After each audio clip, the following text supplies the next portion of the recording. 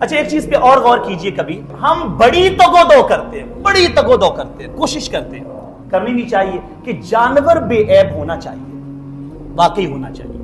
دین یہی سکھاتا ہے، جانور اندھا نہ ہو، کانا نہ ہو، لنگڑا نہ ہو، جانور کا بدن خارش زدہ نہ ہو، جو خارش گوشت تک سرایت کر چکی ہو، سینگ جڑ سے ٹوٹے نہ ہو کہ زخم پیدا ہو چکی ہو، کان یا دم جو ہے وہ ایک تہائی حصے سے زیادہ کٹی ہوئی نہ ہو۔ یہ سارے مسائل دینی ہیں، غور کرنا چاہیے، ان پہ بالکل غور کرنا چاہیے۔ جانور بے عیب ہو، لیکن کیا صرف جانور کا بے عیب ہونا کافی ہے؟ وہ مال جس سے ہم قربانی خرید رہے ہیں وہ مال بے عیب نہیں ہونا چاہیے؟